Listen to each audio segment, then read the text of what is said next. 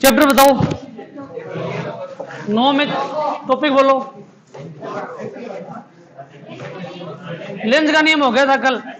विद्युत चुंबकीय प्रेरण की प्रत्येक अवस्था में प्रेरित विद्युत वाहक बल व प्रेरित धारा की दिशा सदैव इस प्रकार होती है कि वे उन कारणों का विरोध करते हैं जिनके कारण उनकी उत्पत्ति होती है, अर्थात E equal to minus d∅/dt। ठीक है, लेंज के नियम के बारे में उसके बाद में आगे बताओ। प्रेरित धारा व प्रेरित आवेश में संबंध। ठीक है, देखो ध्यान से,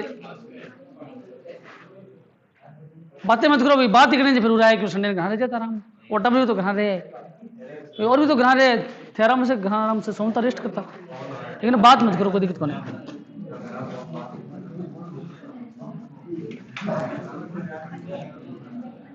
प्रेरित धारा व प्रेरित आवेश, यही तो प्रेरित धारा व प्रेरित आवेश। ठीक है, देखो E बराबर क्या होता है,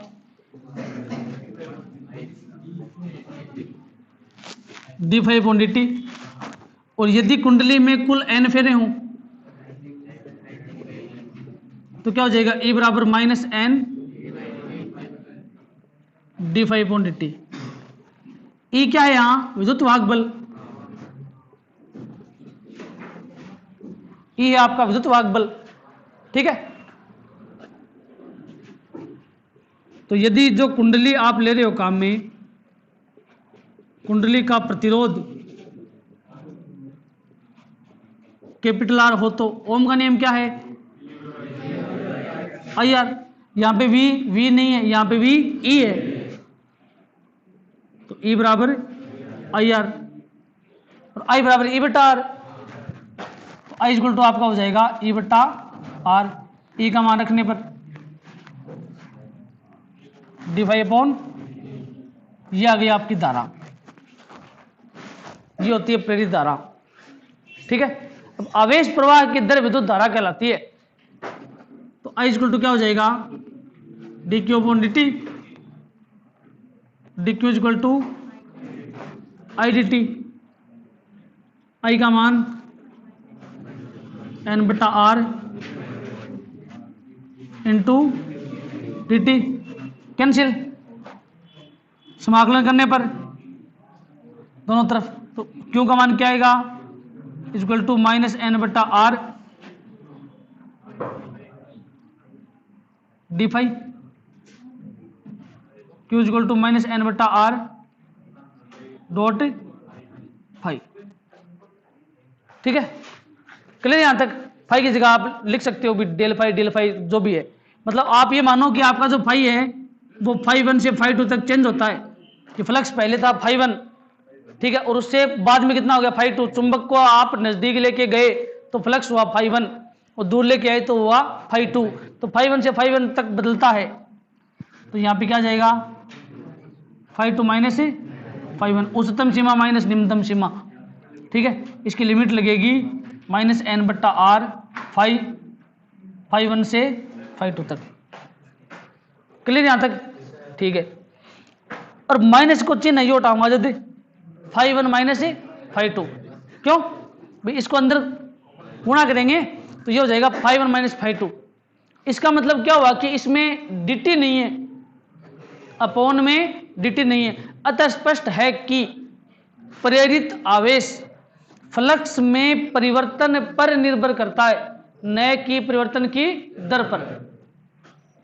ठीक है, हाँ, नेक्स्ट टॉपिक, फ्लेमिंग के दाएं हाथ का नियम।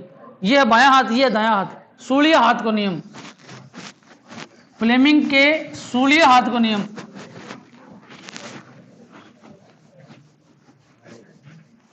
राइट हैंड, हाँ, एक राइट हैंड रूल। ठीक है, दाएं हाथ का नियम।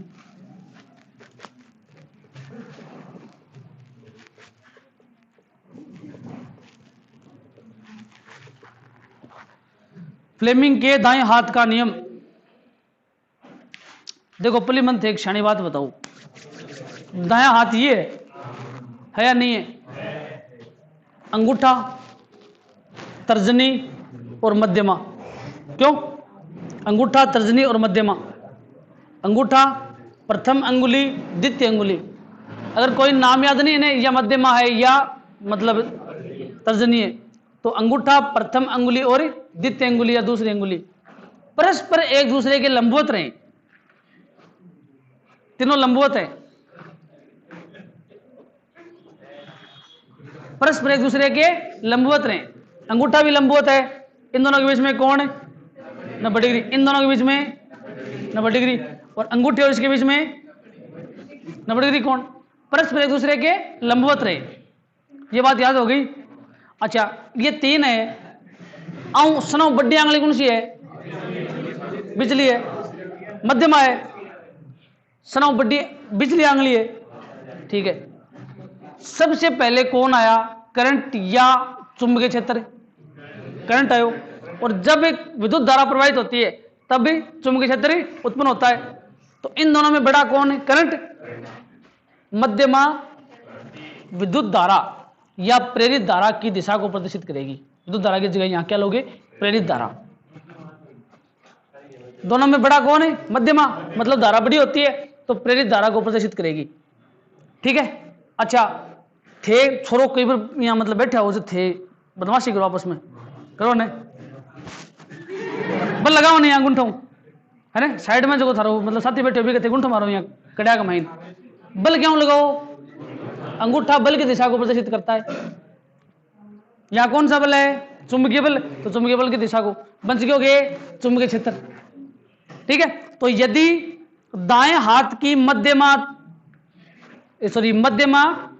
तर्जनी और अंगूठे को इस प्रकार फैलाएं कि ये तीनों एक दूसरे के लंबवत रहे, तो अंगूठा चुंबकीय बल की दिशा को, मध्यमा प्रेरित धारा की दिशा को, और ये चुंबकीय क्षेत्र की दिशा को प्रदर्शित करती है।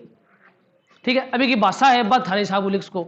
यदि दाएं हाथ की, ठीक है ना, प्रथम 2 अंगुली व अंगूठे को इस प्रकार फैलाएं कि इन तीनों के बीच में 90 डिग्री का कोण हो या तीनों परस्पर लंबवत हो, तो मध्यमा प्रेरित धारा की दिशा को,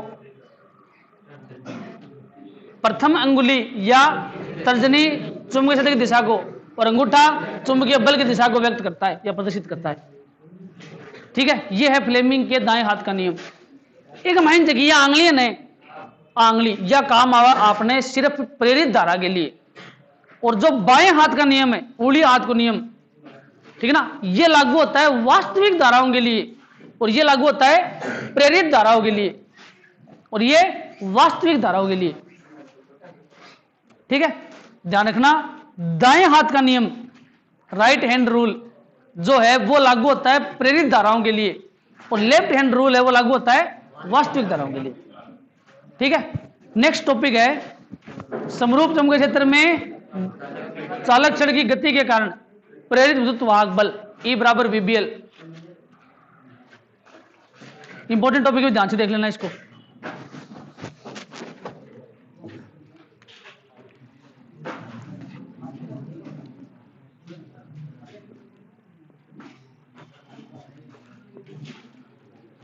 समरूप चुंबकीय क्षेत्र में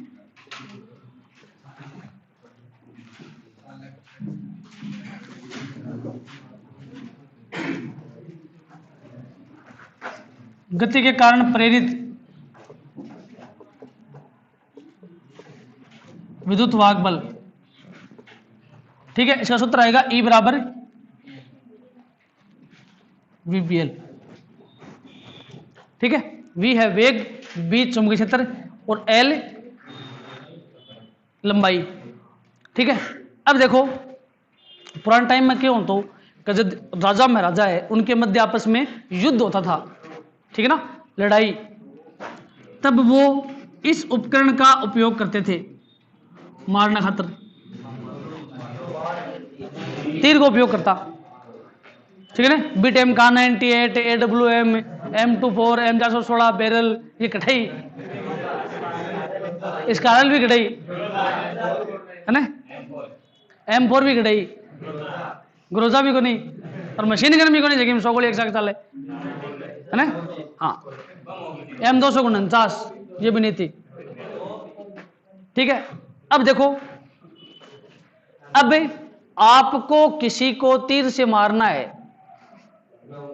ठीक है, जहां सपोज करो थे 1 मिनट, हाँ क्रॉस, ठीक है, और डॉट जब आपकी तरफ तीर आई, बेरो नीचे को,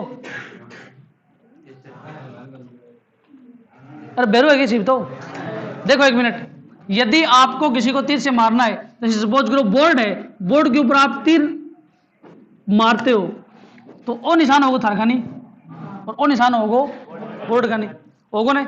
अच्छा थे बोर्ड के तीर मार दी, तीर मारोगे तो थाने के दिखोगे, डॉट दिखो, क्रॉस क्रॉस दिखोगे, पकड़ के तीर तीर मारोगा थे यहाँ थाने के दिखोगे, तल के लंबवत अंदर की ओर, यह है चुंबकीय क्षेत्र की दिशा, कागज के तल के लंबवत अंदर की ओर, यहां तक कोई दिक्कत, तल के लंबवत अंदर की ओर, ठीक है, और बोर्ड थार मारा को जैसे थाने के दिखेगो क्रॉस, मतलब डॉट दिखेगो थान, क्यों डॉट दिखेगी, तो ये क्या हो जाएगा डॉट, तल के लंबवत बाहर की ओर, ठीक है, तो डॉट का मतलब है चुंबकीय क्षेत्र की दिशा बाहर की ओर, क्रॉस का मतलब है अंदर की ओर। अब थे डॉट बनाओ चाहे क्रॉस बनाओ थारी मर्जी है, जैसे आपने ये लिख दिया क्रॉस क्रॉस, इसका मतलब अब चुंबकीय बल रेखाओं की दिशा अंदर की ओर है, और आपने लिख दिया डॉट, अब क्या है बाहर की ओर, यह है एक समान चुंबकीय क्षेत्र अंदर की ओर, ठीक है, और डॉट डॉट यह है एक समान चुंबकीय क्षेत्र बाहर की ओर, और ये जो चुंबकीय क्षेत्र आपका था एक समान, यह है अक्ष अक्ष की दिशा में चुंबकीय क्षेत्र, ठीक है। अब लाइन पकड़ के सीधी कर दी, यहां पकड़ गया ना पा एकदम सीधी कर दी, सीधी करते ये क्या हो जाएगी अंदर की ओर, मतलब क्रॉस, बाहर की ओर करेंगे तो इसको पकड़ के इस तरीके से कर दिया तो क्या हो जाएगी डॉट, ठीक है। हाँ, तो एक समान चुंबकीय क्षेत्र में कोई चालक छड़ है वो गति कर रही है, तो जब यह चालक छड़ इस एक समान चुंबकीय क्षेत्र में गति करेगी तो इसके ऊपर दो बल काम करेंगे, एक तो लोरेंज बल या चुंबकीय बल Fm बराबर QVB, ध्यान से देखो दो डायग्राम इसके मैं एक ही बना रहा हूं बोर्ड पे, ये चालक छड़ है AB जिसकी लंबाई है स्मॉल l, ठीक है, ये V वेग से और चुंबकीय क्षेत्र B वेक्टर तल के लंबवत अंदर की ओर एक समान होना चाहिए भाई, क्रॉस के नीचे क्रॉस आना चाहिए, ये दिक्कत मत कर देना, एक समान चुंबकीय क्षेत्र B वेक्टर, ठीक है, में लंबवत गति कर रही है, ठीक है, ये लंबवत गति करेगी, इसका एक सिरा हो जाएगा प्लस दूसरा माइनस, कैसे होगा बाद में बात करेंगे। जब यह चालक छड़ इस समान चुंबकीय क्षेत्र में लंबवत गति करती है तो इसके अंदर जो इलेक्ट्रॉन है उनके ऊपर आवेश मैंने मान लिया क्यों, क्योंकि अगर मैं क्यू ने स्मॉल ई मान लूंगा तो स्मॉल ई और स्मॉल ई बराबर हो जाएंगे, तो कंफ्यूज हो जाओगे आपकी ई कौन सा है, इसलिए आपने मान लिया कि चालक छड़ के अंदर जो इलेक्ट्रॉन है उन पर आवेश है क्यों, ठीक है। तो जब कोई क्यों आवेश का कण V वेग से चुंबकीय क्षेत्र B में थीटा कोण पर गति करे तो इसके ऊपर एक बल लगेगा चुंबकीय बल या लोरेंज बल, जिसका मान होता है Q equal to Fm equal to Q V vector cross B vector या क्यू VB साइन थीटा, ये Fm का मान होता है। ये चैप्टर नंबर 7 के अंदर शुरू में टॉपिक यही है कि जब कोई क्यों आवेश का कण V वेग से चुंबकीय क्षेत्र B में थीटा कोण पर गति करे तो इसके ऊपर लगने वाले चुंबकीय बल का मान होता है Fm बराबर QVB साइन थीटा। अब यहां पे अपने पास जो छड़ है, छड़ के अंदर आवेश क्यों है, क्यों मतलब है तो इलेक्ट्रॉन ही, लेकिन आपने मान लिया क्यों आवेश है, तो क्यों आवेश का कण V वेग से चुंबकीय क्षेत्र B वेक्टर में गति करेगा तो इसके ऊपर बल कितना लगेगा Fm बराबर QVB। इसका मतलब इस चालक छड़ के ऊपर भी यही बल लगेगा जब यह इस एक समान चुंबकीय क्षेत्र तल के लंबवत अंदर की ओर में स्थित होती है, ठीक है, यहां तक क्लियर। थीटा का मान कितना, V वेक्टर की दिशा ये और चुंबकीय क्षेत्र की दिशा ये, तो कोण कितना 90 डिग्री, B वेक्टर अंदर की ओर और V है इस साइड में एक्स एक्सिस, ठीक है, तो थीटा का मान कितना हो जाएगा 90 डिग्री। तो आपका Fm कितना लगेगा, Fm equal to QVB sine 90 और एफ एम का मान आपके पास आएगा क्यू वी बी। समीकरण नंबर 1। यहां तक कोई दिक्कत नहीं है, मतलब छड़ के अंदर जो इलेक्ट्रॉन है वो भी गति करेंगे। थे चालोगा जब थरसा का थारी 8-5 ली तो चल रही है, तो छड़ के माइन 8-5 ली के इलेक्ट्रॉन, सीधी सी बात है, तो इसके इलेक्ट्रॉन भी छड़ के साथ गति करेंगे। ठीक है, अब देखो जब ये छड़ इस एक समान चुंबकीय क्षेत्र में चलेगी तो इसकी गति के कारण, मतलब छड़ के जो इलेक्ट्रॉन है, इलेक्ट्रॉन की गति के कारण या छड़ की गति के कारण इसका एक सिरा हो जाएगा प्लस, दूसरा हो जाएगा माइनस। क्यों? क्योंकि इसके इलेक्ट्रॉन है वो भी गति करेंगे इसके अंदर। ठीक है, तो इस चुंबकीय क्षेत्र के कारण जब यह छड़ इस एक समान चुंबकीय क्षेत्र में गति करेगी तो इसका एक सिरा प्लस इलेक्ट्रॉन की कमी के कारण और एक सिरा माइनस इलेक्ट्रॉन की अधिकता के कारण हो जाएगा। ठीक है, इसका मतलब एक सिरा प्लस दूसरा माइनस हो गया, अर्थात छड़ के सिरों के मध्य एक विद्युत क्षेत्र उत्पन्न हो गया। तो छड़ के अंदर जो इलेक्ट्रॉन है उनके ऊपर और छड़ का जो विद्युत क्षेत्र है उसके कारण कितना बल लगेगा? F equal to Q E. क्यों क्या है? आवेश किसका? छड़ के अंदर इलेक्ट्रॉन का। ठीक है, ये उत्पन्न कब हुआ? जब ये गति करेगी तो इसके इलेक्ट्रॉन भी गति करेंगे, और इलेक्ट्रॉन जब अपवहन वेग से गति करते हैं चालक छड़ के इलेक्ट्रॉन, तो उनके मध्य एक विद्युत बल कार्य करता है F बराबर क्यू ई। ठीक है, या इसका एक सिरा प्लस दूसरा माइनस इलेक्ट्रॉन की कमी के कारण, इलेक्ट्रॉन की अधिकता के कारण। ठीक है, साम्यावस्था में दोनों बल क्या हो जाएंगे? एक दूसरे के बराबर। ठीक है, तो एफ ई बराबर एफ एम। ठीक है, एफ ई का मान Q E equal to F M का मान क्यू वी बी। क्यू से क्यू कैंसिल, तो E equal to V B. V यहां पे है वेग। ठीक है, वी यहां पे वेग है, इन स्मॉल भी लिखो तो स्मॉल भी लिख दो, यहां तक कोई दिक्कत? अब विद्युत विभव और विद्युत क्षेत्र में संबंध क्या होता है? वी बराबर ई डी, विद्युत विभव और विद्युत क्षेत्र में संबंध। लेकिन यहां पे जो विद्युत विभव है वो विद्युत विभव नहीं है, वो क्या है? विद्युत वाहक बल है। कितना? ई। ये विद्युत क्षेत्र अपना ई है तो कैपिटल ई इंटू डी, यहां पे क्या है? स्मॉल एल, छड़ की लंबाई स्मॉल एल, ई का मान वीबी, तो ई बराबर वीबीएल। ठीक है, तो प्रथम स्टेप एफ एम बराबर क्यू बी, दूसरी स्टेप एफ ई बराबर क्यू ई, तीसरी में दोनों को बराबर करेंगे, चौथी में वी बराबर ई एल। ठीक है, या ई डी, और पांचवें स्टेप में ई का मान इसमें रखेंगे। 5 स्टेप में टॉपिक कंप्लीट होता है। ठीक है, थ्योरी, माना कोई छड़ ए बी जिसकी लंबाई स्मॉल एल है किसी एक समान चुंबकीय क्षेत्र बी वेक्टर में स्थित है या लंबवत स्थित है या गतिशील है। जब यह चालक छड़ इस चुंबकीय क्षेत्र में गति करती है तो इसके इलेक्ट्रॉन भी गति करते हैं। माना इलेक्ट्रॉन पर आवेश क्यों है, तब इस क्यों आवेश पर अर्थात छड़ के इलेक्ट्रॉन पर गति के कारण लगने वाला चुंबकीय बल एफ एम बराबर क्यों भी साइन 90। ठीक है, जब यह छड़ चुंबकीय क्षेत्र में गति करती है तो उसके इलेक्ट्रॉन भी गति करते हैं। ठीक है, अर्थात इलेक्ट्रॉन की कमी के कारण एक सिरा हो जाएगा प्लस, दूसरा हो जाएगा माइनस। ठीक है, क्यों? क्योंकि इलेक्ट्रॉन है वो इसके अंदर अपवहन वेग से गति करेंगे, और गति करने के कारण इसका एक सिरा प्लस, दूसरा माइनस हो जाएगा। अर्थात इस छड़ के चारों ओर एक चुंबकीय क्षेत्र, विद्युत क्षेत्र उत्पन्न हो जाएगा। तब इस विद्युत क्षेत्र की उपस्थिति के कारण चालक छड़ के इलेक्ट्रॉन पर बल एफ ई बराबर क्यू ई। समीकरण 1 और 2 को बराबर करने पर ई बराबर वी बी। ठीक है, यहां तक कोई दिक्कत? अब उसके बाद में क्या लिखोगे? हम जानते हैं कि विद्युत विभव विद्युत क्षेत्र में संबंध वी बराबर ई डी, यहाँ पे डी बराबर क्या है? एल, और वी बराबर क्या है? ई, ई बराबर वी बी एल। ठीक है, समीकरण 2 से 3 से जो भी ई का मान रखने पर ई बराबर वी बी एल। ठीक है, अब ये छड़ है इसका मैंने टुकड़ा ले लिया डीएल, तो क्या हो जाएगा? D E is equal to V B D L. क्यों? यहां तक कोई दिक्कत? छड़ की लंबाई है वो 0 है, मतलब कैपिटल एल है, सपोज करो कैपिटल एल है, तो समाकलन कहां से कहां तक? 0 से कैपिटल एल तक। छड़ की लंबाई एल है तो संपूर्ण लंबाई के लिए 0 से स्मॉल एल। छड़ की लंबाई बी है तो 0 से स्मॉल बी। ठीक है ना? हाँ, अब देखो नेक्स्ट टॉपिक, समरूप चुंबकीय क्षेत्र में घूर्णन करती धातु की छड़ में प्रेरित विद्युत वाहक बल। क्यों? समरूप चुंबकीय क्षेत्र में घूर्णन करती धातु की छड़ में प्रेरित विद्युत वाहक बल।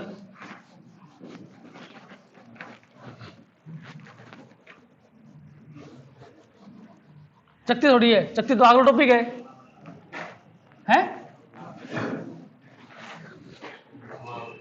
शक्ति आगलो है।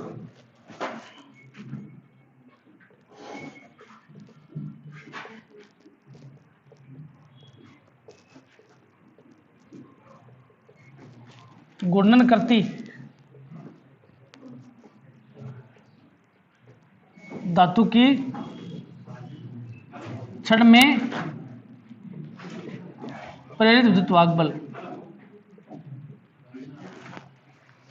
ठीक है, धातु की छड़ में प्रेरित विद्युत वाहक बल। ठीक है, माना कोई धातु की छड़ ए बी है, कोई धातु की छड़ ए बी है जो स्मॉल आर त्रिज्या के वर्ताकार पथ में ओमेगा कोणीय वेग से घूर्णन कर रही है। स्मॉल आर त्रिज्या के वर्ताकार पथ में ओमेगा कोणीय वेग से घूर्णन कर रही है। ठीक है, या ओमेगा कोणीय वेग से समरूप चुंबकीय क्षेत्र बी वेक्टर में और घूर्णन करने के लिए स्वतंत्र है, या घूर्णन कर रही है, या घूम रही है, या घूर्णन गति कर रही है। ठीक है, माना छड़ की लंबाई स्मॉल एल है, छड़ का नाम ए बी दे दिया आपने, ये प्लस सिरा माइनस सिरा, वही सिस्टम भाई। उसमें तो ये चली थी, एक घुमाइन घूम रही है, तो चालो चाहे घूमो, अगर भी घुमाइन बीच में आगे पड़ गई, ठीक है, पड़ता है एक ऊपर ई बराबर वीबीएल हो जाएगा। ठीक है, एक चीज ध्यान रखना, ई बराबर वीबीएल जो है, ई बराबर वीबीएल, उसको गतिक विद्युत वाहक बल भी कहते हैं। ठीक है ना, उसको गतिक विद्युत वाहक बल भी कहते हैं। तो गतिक विद्युत वाहक बल का सूत्र भी ई बराबर वीबीएल ही है, ध्यान रखना। सीधा फॉर्मूला पूछ सकता है एग्जाम में कि समरूप चुंबकीय क्षेत्र में लंबवत गतिशील चालक छड़ के कारण गतिक विद्युत वाहक बल का सूत्र प्राप्त कीजिए। ठीक है, तो गतिक विद्युत वाहक बल का मतलब होता है कि कोई चालक छड़ समरूप चुंबकीय क्षेत्र में चुंबकीय क्षेत्र रेखाओं को काटते हुए वो लंबवत गति करे। ठीक है ना, अब चुंबकीय क्षेत्र रेखा अपने यहाँ है और छड़ चल रही है यहाँ, तो काट देना है। ये है चुंबकीय बल रेखाएं, सपोज करो इस तरीके से चुंबकीय क्षेत्र ऐसे अंदर, और छड़ चल रही है इस तरीके से, तो आंगलिन काट देना है। तो चुंबकीय क्षेत्र रेखाओं को काट डाला, इसका मतलब चुंबकीय क्षेत्र रेखाएं जो हैं उनको काटते हुए लंबवत गति करे, तो छड़ में उत्पन्न प्रेरित विद्युत वाहक बल क्या कहलाएगा? गतिक विद्युत वाहक बल, मोशनल इलेक्ट्रोमोटिव फोर्स। ठीक है, चलो अब ये छड़ जब गति करेगी, मतलब इसमें घूमेगी, तो इसका वेग भी होगा v, रेखीय वेग। ओमेगा तो इसको घुमाएगा और v वेग से ये चलेगी। क्यों? अब ध्यान से देखना, थानिया को लगे r बराबर l, छड़ की लंबाई है वो त्रिज्या के बराबर हो जाएगी। अच्छा, यहां मैंने अल्पांश ले लिया dl। ठीक है, तब इस अल्पांश के अंदर कितना e होगा? d equal to V B dl। ठीक है, अब देखो ये सूत्र होता है रेखीय वेग व कोणीय वेग में संबंध इक्वल टू आर ओमेगा। कक्षा 11 से जड़त्वा गुण वाले अध्याय से हम जानते हैं कि जड़त्वा गुण मोमेंट ऑफ इनर्शिया है ना, कणों के निकाय घूर्णन, कणों की निकाय घूर्णी गति, फिजिक्स फर्स्ट का महीना 7 को पाठ है ना, 11 का महीना तो थारा होया नहीं हो बन मेरे को नहीं, लेकिन मैं घटावड़ा बढ़ाओ बंग हो देख लो। हाँ, v equal to R omega, यहाँ पे आर बराबर क्या है? एल, तो v equal to L omega. ठीक है, ये मान समीकरण 1 में रखने पर तो क्या हो जाएगा? d equal to L omega B dl, या d equal to omega B L dl। ये जो विद्युत वाहक बल है, ये है छड़ के ऊपर लिए गए अल्पांश dl के कारण प्रेरित विद्युत वाहक बल। ठीक है, कुल कितना हो जाएगा समाकलन करने पर? तो समाकलन d इक्वल टू कहां से कहां तक? 0 से l तक, और न करेगा तो भी उत्तर भी तय होगा, ध्यान रखियो। ठीक है, हालांकि बुक के अंदर 0 से कैपिटल L लिया गया है, लेकिन कैपिटल आपा खोलना अपनी मर्जी, आप लंबाई कितनी माना जरूरी है कि बुक माना कि कितनी माना लंबाई, आप लंबाई कितनी मान सकते हो आप, सीधी सी बात है। तो स्मॉल एल मान लेना, तो अपना जो सूत्र है वो इजी हो जाएगा। कई बार टावर के स्मॉल एल लिखना भूल जा, ठीक है ना, याद करेगा इसकी लिमिट लगाओ या मतलब लिमिट है वो लगानी है या नहीं लगानी। ठीक है, तो इस उपलक्ष्य में यहाँ पे स्मॉल एल लिया गया ताकि दिक्कत नहीं हो, अगर स्मॉल एल आप नहीं लेते हो तो भी सही है। ठीक है, तो omega B L D L, D E का इंटीग्रेशन या समाकलन ई, इसमें से ओमेगा बी बाहर आएगा 0 से एल और एल डी एल, तो अक्स डी एक्स अक्स की पावर 2/2 मतलब एल स्क्वायर बटा 2, 0 से एल ओमेगा बी पहले उच्चतम सीमा माइनस निम्नतम सीमा, उच्चतम सीमा माइनस निम्नतम सीमा। ठीक है, 0 अर्थ हो जाएगी 0 और ये हो जाएगा ई बराबर W B L square upon 2 या ई बराबर half omega B L square या बी ओमेगा एल स्क्वायर। ठीक है, अब देखो कोई भी चीज गोल गोल घूमे ने तो उसके प्रति सेकंड चक्रों की संख्या क्या कहलाती है? आवर्ती। ठीक है, प्रति सेकंड चक्रों की संख्या। तो ये छड़ जब गोल गोल घूमती है या घूर्णन गति करती है तो इसकी आवर्ती स्मॉल एफ होगी। ओमेगा बराबर क्या हो जाएगा? 2 पाई एफ। ठीक है, ये होती है कोणीय वेग, ओमेगा बराबर 2 पाई एफ। वो तो सूत्र याद हो गयो।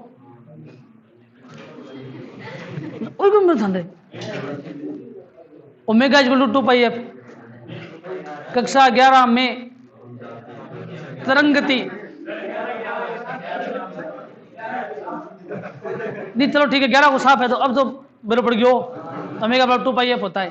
ठीक है, इसका मान यहां रखेंगे तो ई बराबर 1/2 into 2 pi F into B into कुछ टू कैंसिल, ई बराबर 1/2 इंटू ध्यान से देखना बी 1/2 कैंसिल। ठीक है, ई बराबर B into pi L square into F, area capital A बराबर पाई आर स्क्वायर या पाई एल स्क्वायर। तो ये हो जाएगा ई बराबर बी ए एफ, एफ आपकी आवर्ती। ठीक है, ये है समरूप चुंबकीय क्षेत्र में घूर्णन करती धातु की छड़ में प्रेरित विद्युत वाहक बल। क्लियर यहां तक? कोई दिक्कत? अब देखो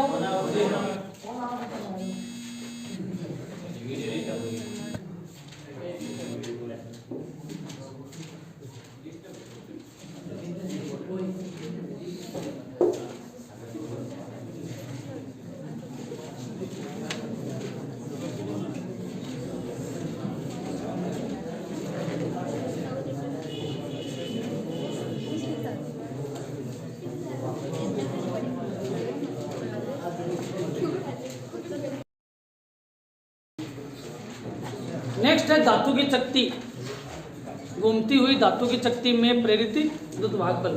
ठीक है, अब धातु की जो चकती होती है वो विभिन्न छड़ों से निर्मित मानी जा सकती है। आप ये मानते हो कि धातु की जो चकती है वो विभिन्न स्मॉल एल लंबाई की चालक छड़ों से निर्मित है। इसलिए यदि चकती घूमो या छड़ घूमो दोनों के कारण प्रेरित विद्युत वाहक बल एक समान होगा, बी ए एफ। क्लियर यहां तक? क्योंकि इसमें कोई दिक्कत थोड़ी है भाई। आपने मान लिया कि माना एक धातु की चकती है, इसकी त्रिज्या स्मॉल आर है जो ओमेगा कोणीय वेग से और वी रेखीय वेग से इस एक समान चुंबकीय क्षेत्र बी वेक्टर में घूर्णन कर रही है।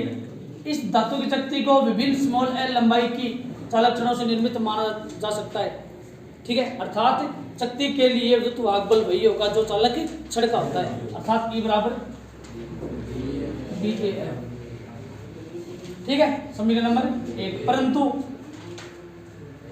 ए क्या होता है इसका? पाई आर स्क्वायर, एल स्क्वायर नहीं होगा यहाँ पे क्योंकि आर इसकी चकती की क्या है? त्रिज्या। ठीक है, ओमेगा बराबर आपका होता है 2 पाई एफ, तो एफ बराबर क्या हो जाएगा? एफ बराबर ओमेगा अपॉन 2 पाई। ये मान और ये मान समीकरण 1 में रखने पर ई बराबर आएगा आपके पास B into pi R square into F का मान ओमेगा अपॉन 2 पाई, पाई से पाई कैंसिल। ठीक है, तो 1/2 बी ओमेगा आर स्क्वायर, ये आएगा चकती के कारण। बी ओमेगा एल स्क्वायर है ना, एल की जगह आर लिख दो, कोई दिक्कत नहीं। उस फॉर्मूले से डायरेक्ट भी कर सकते हो, आप कोई दिक्कत नहीं, ये नहीं करो तो वहां से डायरेक्ट भी कर सकते हो। ठीक है, नेक्स्ट है भंवर धारा, है ना, भंवर धारा। टाइम क्या हो गया? 1 बजे तक, 1 बजे तक के लिए बोला गया क्लास लेने के लिए।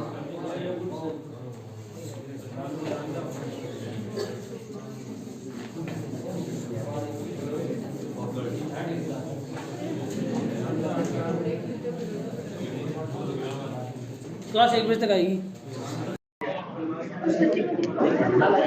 देखो नेक्स्ट टॉपिक,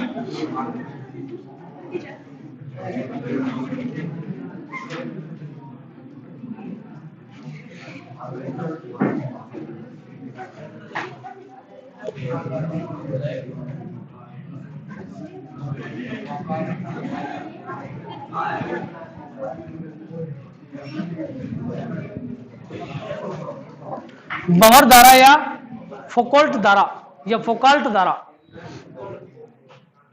ठीक है ना, फोकाल्ट एक वैज्ञानिक का नाम था जिसने भंवर धारा का आविष्कार किया था।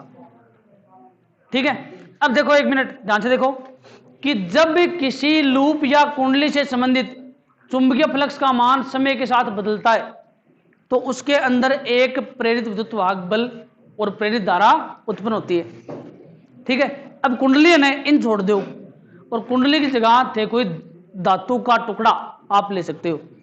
तो जब किसी धातु या धातु के टुकड़े से संबंधित चुंबकीय फ्लक्स का मान समय के साथ बदलता है तो उसमें प्रेरित धारा उत्पन्न होती है, इसका नाम क्या होता है? भंवर धारा। ठीक है ना, भंवर धारा, भंवरो, भंवरो देखो वो सारा दिन घूमते रहे इन्होंने वो नहीं घूमे नहीं, मतलब वो सारे दिन चक्कर काटता रहता है, अर्थात भंवर धारा का नाम क्या है? चक्रधार धाराएं। ठीक है, भंवर धारा का दूसरा नाम होता है चक्रधार धाराएं।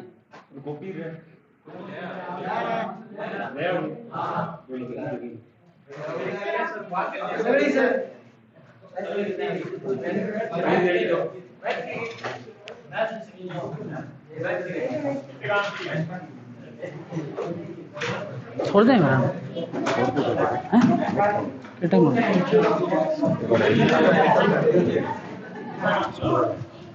एक भी तो पेड़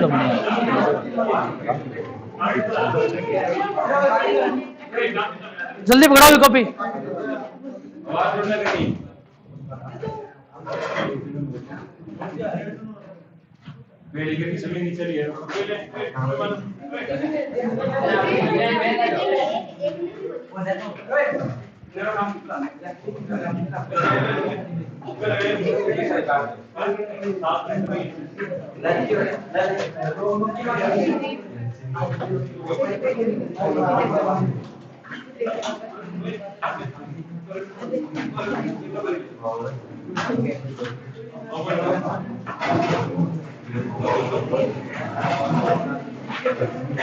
ठीक है, तो जब किसी धातु के टुकड़े से संबंधित चुंबकीय फ्लक्स का मान समय के साथ बदलता है तो उसमें एक प्रेरित विद्युत धारा उत्पन्न होती है, इसका नाम क्या होता है? भंवर धारा।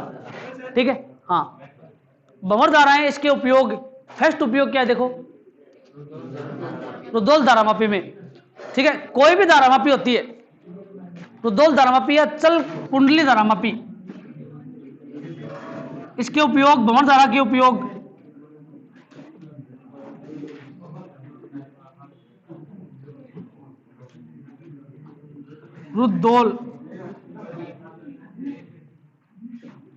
रुद्धोल धारामापी में। ठीक है, देखो कोई भी धारामापी होती है उसके अंदर एक आयताकार कुंडली होती है,